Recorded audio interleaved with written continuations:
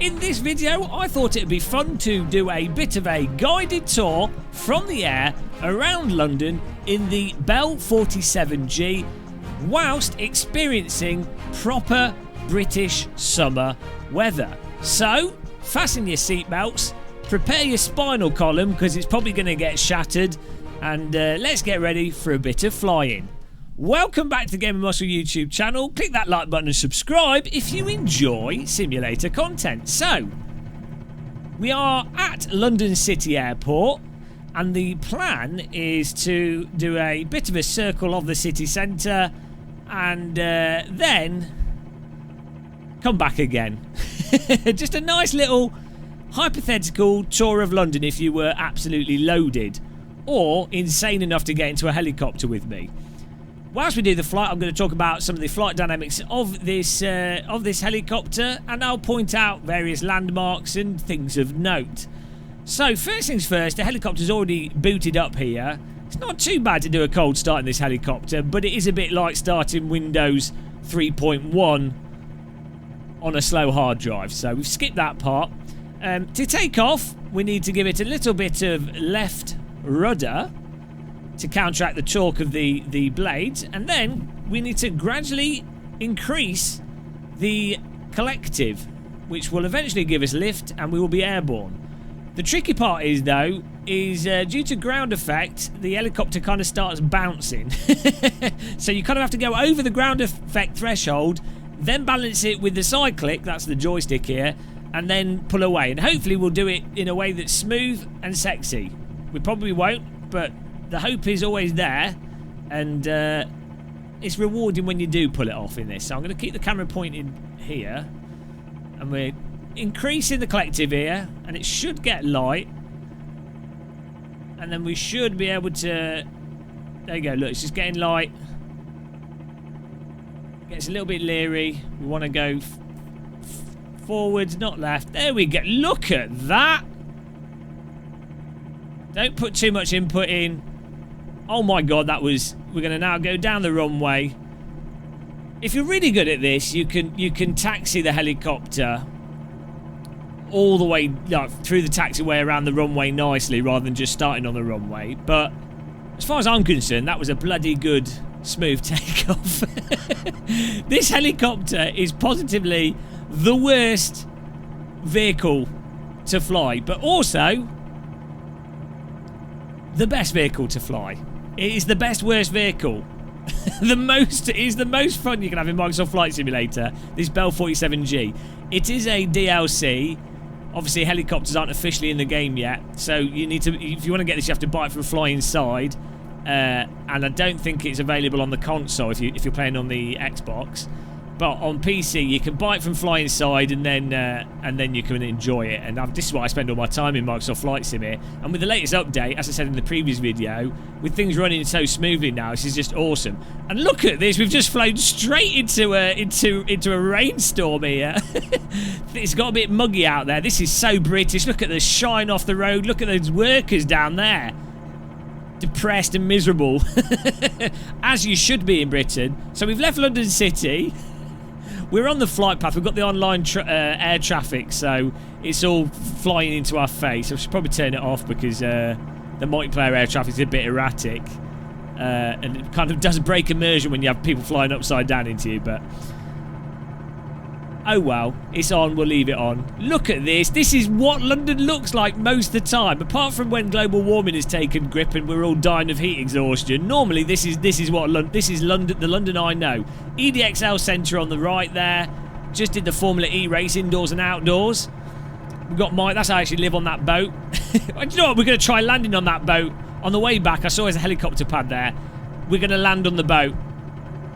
That's our return point. So EDXL Centre on the right, you have the Tate and Lyle factory in London City that I should have pointed out. We've got the lift here that was put in for the London Olympics 2012, which not fully picked up by the LDAR data, but the lift takes you across to the O2 Arena, or what I prefer to keep calling the Millennium Dome. It's probably got another name now. Whoever owns the rights to the building name, I don't know what it's called now. The Millennium Tent. The Spiky Tent of London. well, whatever you call it, Millennium Dome. That was meant to be a temporary structure, but it's kind of turned out to be like a somewhat underwhelming Eiffel Tower, in that it's now a permanent fixture of London. Though at some point they're probably going to have to replace the roof.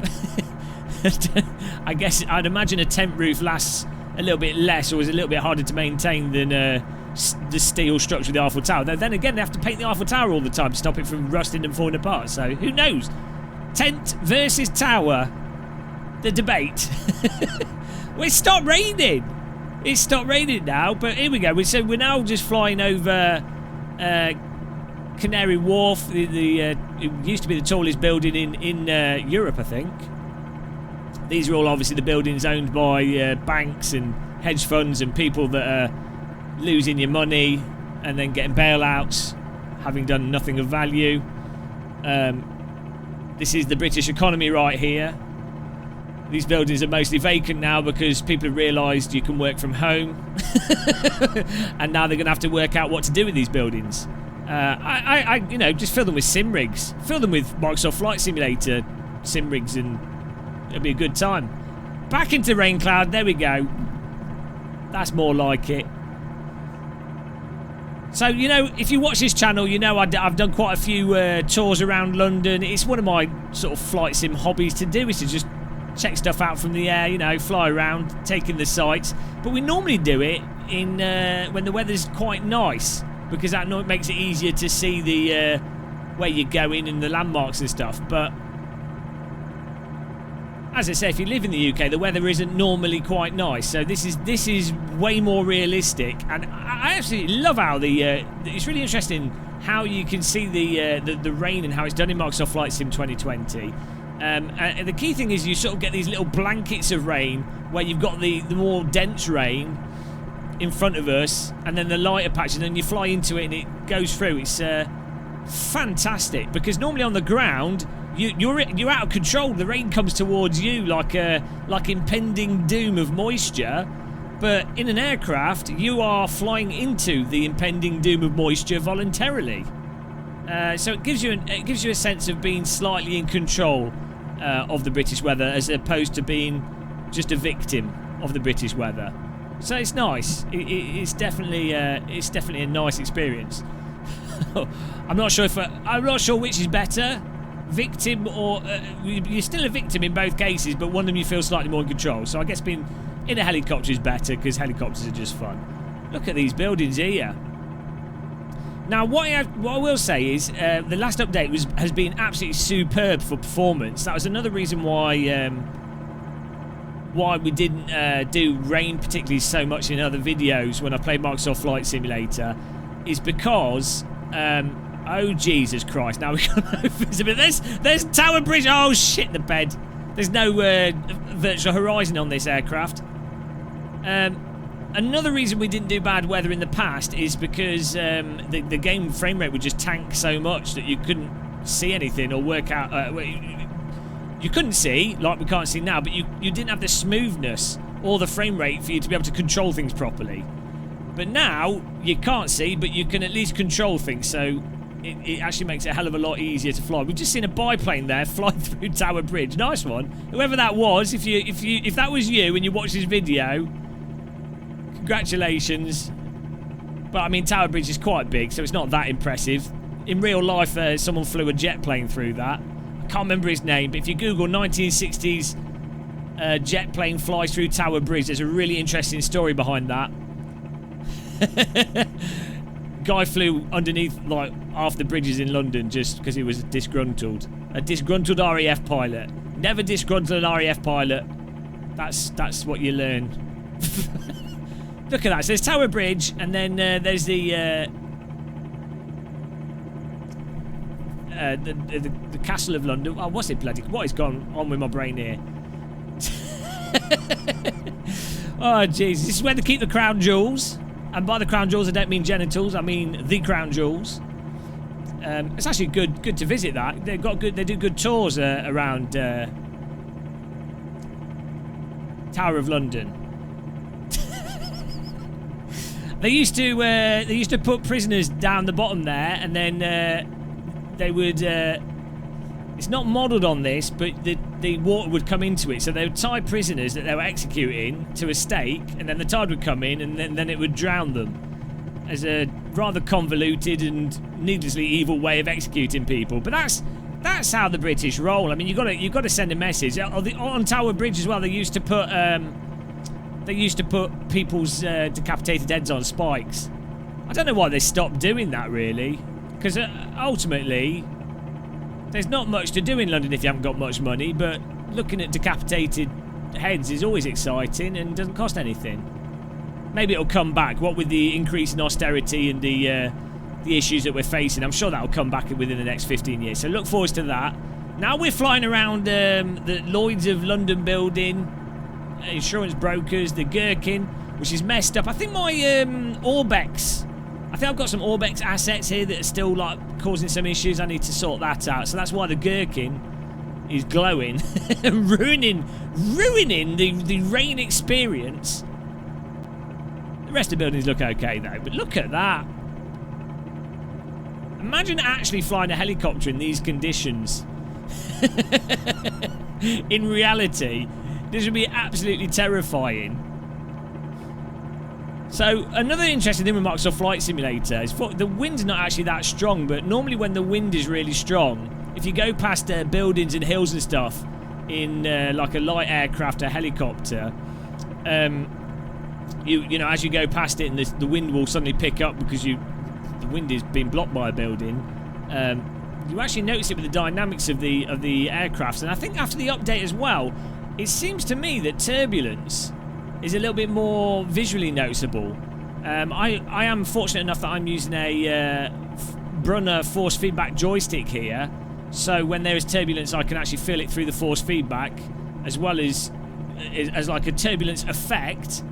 But also I've got a you can also feel with, not with the helicopter but with aircraft, you can also feel the varying pressure on the ailerons and the control surfaces, because wow, see there, I just felt it there as we came around the building. Just felt the wind shift. Yeah, the force feedback joystick I'm using takes telemetry from the game and then conveys that into the force feedback. Wow, that was cool. Coming out, that's the Shard, which is called the Shard because it looks like a big spike of glass, and I think it's an absolutely hideous building. Not my favourite building of London. I like the Gherkin, I like the walkie-talkie, I like Tower Bridge, I like St Paul's Cathedral as well. Look, that's what we're coming up to here. You know, I like these buildings, they're nice, but the Shard just looks like some kind of... It just looks out. It looks like something from Batman or something. It doesn't fit in with the other architecture in London. I mean, you know, Whoa, I'm giving this a bit of left rudder here to try and turn us around. So we go around St Paul's Cathedral. Look at that. Yeah, you know, I mean, the Tate Modern is in front of us here. We are losing altitude. This helicopter has a habit of doing that. Oh my God. I think it's as I turn around there and go into the wind. we had the wind behind us, and suddenly we're losing altitude. Let's keep turning. I've got full left rudder on this. The wind is really pushing us around. This helicopter is so severely underpowered. You can hear the blades chopping away there. That's normally when they're struggling with the resistance. So underpowered that you really have to be aware of the direction of the wind and what's going on to actually fly this stably. You can see how many small inputs I'm having to put in just to like fly smoothly. The risk is you don't want to overcorrect your inputs. You don't want to be putting in too much inputs, but then you do have to put in inputs. It's a fine balance. But there's the Tate Modern. There's a nice cafe at the top of the, well, three quarters of the way up the stack there. And also in the Tate Modern, it's free to get in, and it's full of lots of pretentious BS. So it's a good building to go into. The building's normally better than the actual artworks that are in it. Oh, there's a viewing tower on the left-hand side there as well. You can go into that. That opened like 5 or 6 years ago. That's always good to go into. And then there's these luxury flats behind it. I'll tell the story again for those of you that don't know it. So there's these luxury flats that cost literally millions if you were to buy one. And they were opened and people bought them before that Blade Runner like Star Wars cube extension was put on the Tate Modern, and so you have literally tons and tons of tourists in that Blade Runner Cube Star Wars building, all being able to peer into the bedrooms of the people in those luxury flats on the left there. So the people with the luxury flats got really pissed off. It went to court, and the art gallery won. And so now the luxury flats have to deal with people looking at them in their bedroom. Sorry, rich people. Owned. I mean, to be honest, they should just get tinted glass, but maybe that's not that simple. But that's it. It's a funny story. It's a good one to tell. If you can, look, I would be more sympathetic, but if you can afford that kind of a flat, and to be honest, it's probably like an investment, you know, probably like a Saudi billionaire, Chinese billionaire, millionaire, or footballer, you know, someone that's really rich owns them, and even the person renting them, if you can afford that, you know, I don't have, it's just business, isn't it? I don't have too much sympathy. It's not like someone's built a viewing platform over some average person's house. And even in the UK, an average person's house costs too much money. But you know what I'm saying. What I'm saying is I hate rich people. No, I don't hate rich people, but you know, it's just, it's funny, and that's all that matters. Here we go. We're going to continue down here. We've got the, which station is that? I always get it mixed up. Someone could tell me which station that is. Really nice how you've got the old struts there on the, from where the previous bridge was. You can see them all nicely modelled there. This is all like the, this is called the South Bank. Actually, underneath us is loads of really good restaurants near the Tate Modern. And they're not they're the same price as they are anywhere in London, but you get the nice view with the river, and you've got nice walks. Really good place to go. Always say this when I do these little tours of London, but one of my favourite things to do in central London is to walk along South Bank of the river. It's kind of like the most open feeling area of central London, and surprisingly, even during peak tourist times, not too bad. And my airspeed is increasing, and my visibility of the ground is decreasing.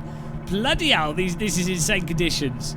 This is fantastic, though. I'm absolutely loving this. I'm easily pleased. Give me a bit of rain and a helicopter and some landmarks. Top notch. Look at that bridge.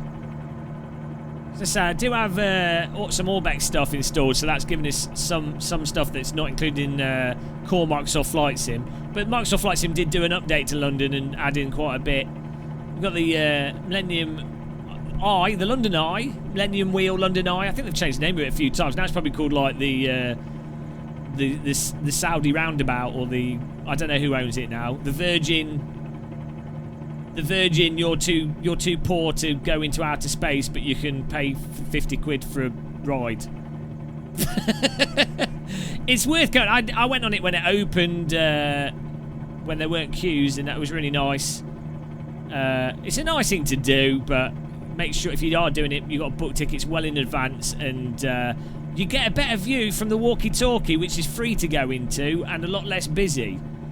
So I'd say if you want to get a good view of London, don't bother with the Millennium Eye or Millennium Wheel, whatever you want to call it. Do the walkie-talkie instead, or do that if you're a tourist. You might want to do the tourist thing. But there you got the some more fancy pants boats down there.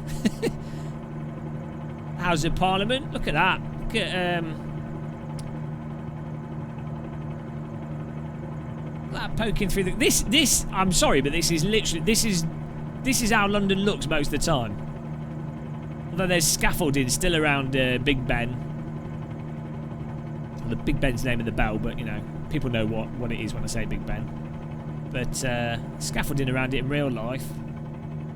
How cool is this in a helicopter? You can really enjoy the models here. These more detailed 3D assets. Which you can't really appreciate the detail of them when you fly over them in an aircraft. Like a plane, but the helicopter really allows you to actually just tootle around and enjoy it a bit more. I'll give it a little bit more power. We'll fly over towards, turn it around here, lean it into the corner, and then, beautiful. Come off the rudder pedals. Oh, that was a nice turn. Just turning an helicopter is satisfying. Because you're trying to sort of keep it all level and tidy. Really nice. We're going towards Battersea here, Battersea Power Plant, where they used to do. They actually did Formula E in the garden, Battersea Park. Weird motorsport knowledge. Maybe you flight sim people probably don't care. But we'll go to that, and then we should have enough fuel. Yeah, we've got enough fuel to get there and back. Got like half a tank. I have a bit of a habit of not having enough fuel. Although this is good though. This is one of the things that... Jesus, there's a big building there coming out of the rain. One of the good things with Microsoft Flight Simulator is it has taught me to be totally paranoid of fuel levels and just constantly check how much fuel there is. So I have learnt something that's probably a very good skill to have. My God, this is where you need instruments on your aircraft, because I can see some silhouettes of buildings, but I have no idea where I am. Also, my airspeed. Let's lose some altitude here and get out of the cloud a bit.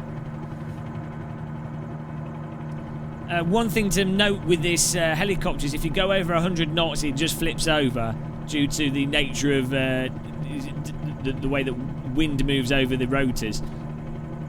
So you can kind of think of a helicopter's rotor a bit like a wing. It is obviously a rotating wing, but you can kind of think of it a bit like well, you can't really think of it like a static wing. I don't know the best way to explain it, but basically once you get enough forward momentum, the difference in air pressure from the tip to the centre and how all that operates causes a lot of problems.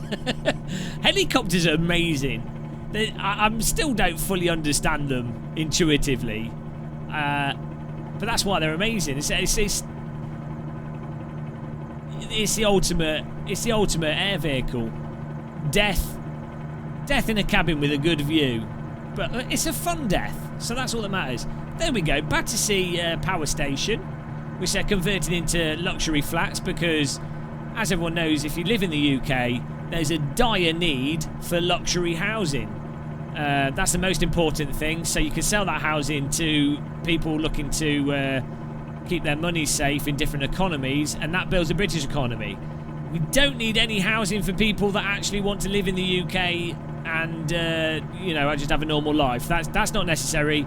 We need luxury flats that no one living here can actually afford. That's look at this rain. Game of Muscle, stop being such a pessimistic, miserable bastard talking about the economy and housing. What is wrong with you? Can't you just be positive for a minute? No.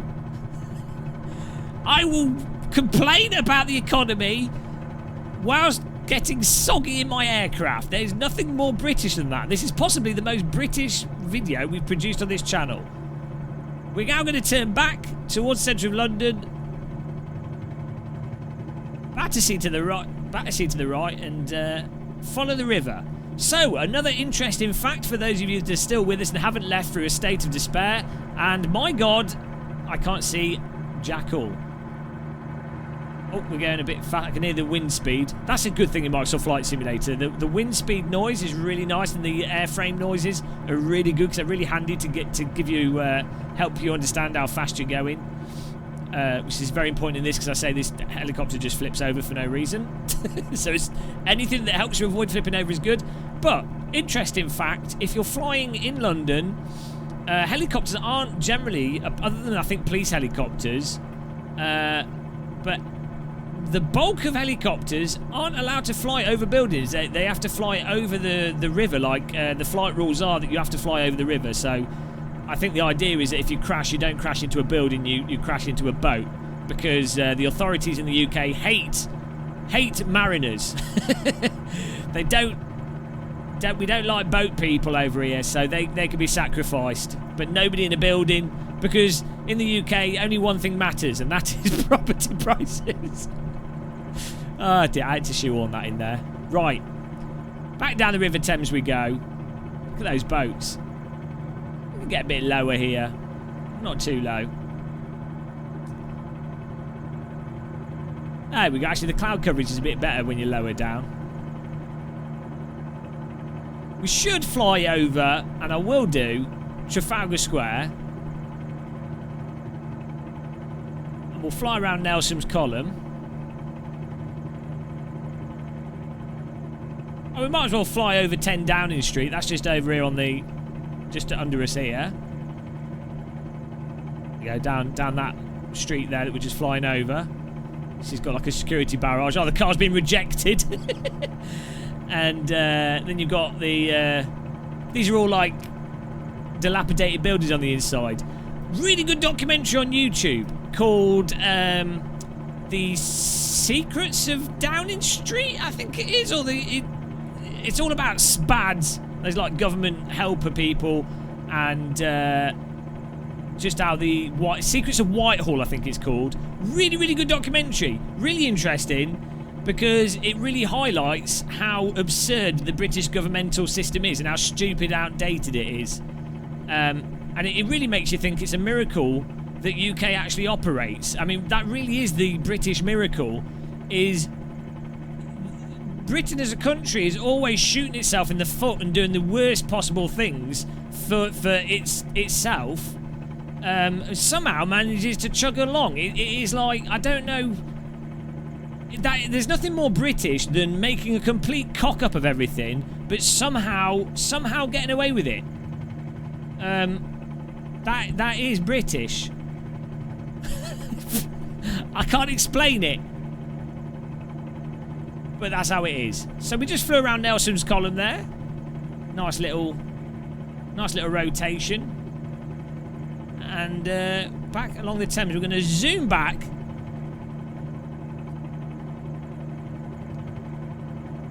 And land on our boat eventually.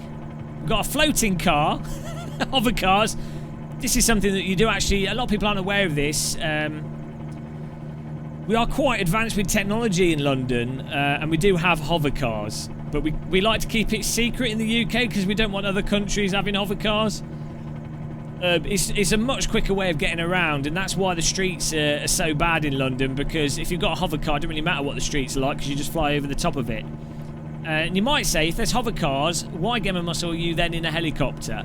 And I say because helicopters require skill, dexterity, and provide excitement, whereas a hover car, they just drive themselves.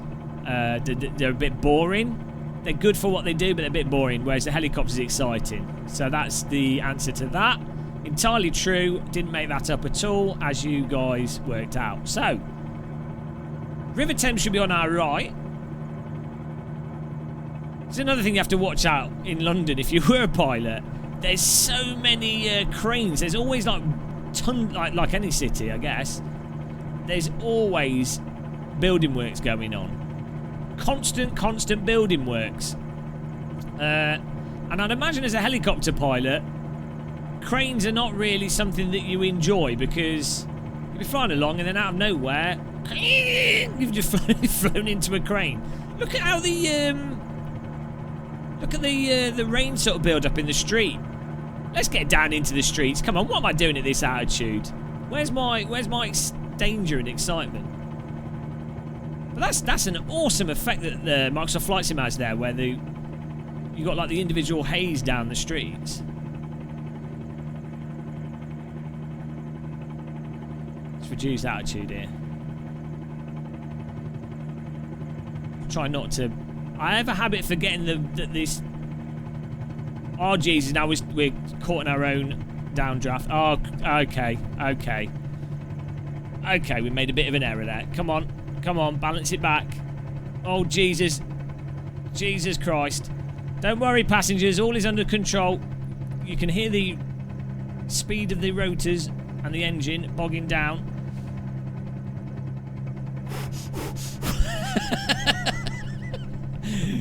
Everything that you do in this aircraft tries to kill you. Come on. Speed back up. Come on, rotors.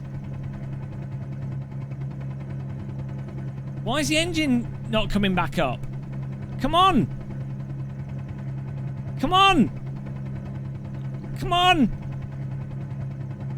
Oh my God. Why is the engine overheated? I think it might have overheated. We're just descending. We've got plenty of fuel. What's going on? Maybe it's the wind. Jesus. I'm on full... My collector's on full... I'm going to try turning to the right and seeing if maybe it's the wind. Oh. I'm having to give it a full... No, that... Oh, praise the transparent building. Whoa, the roof is solid. And... Oh. What on earth happened there? Wow. I can't explain that. I have no idea what's going on there. I have no idea what happened there. For some reason, we just lost engine power and then I couldn't get it back. So much for landing on the boat, but there you go. I guess that's as good a time as any to end our amazing tour of London with a textbook game of muscle upside down landing. Oh man, I could just fly and talk for ages. This video, I mean, if you got to this point, type in the comments, I wasted my life watching yet another weird game of muscle video. I could just do this non-stop. But you've got to get this Bell 47 helicopter. If you like helicopters, you got Microsoft Flight Simulator on PC. So good, just good fun. But there you go. All I can say is, if you enjoyed this, click the subscribe button. Also click the like button and make yourself a cup of tea. But until the next one, thanks for watching. Happy flying and goodbye, everyone.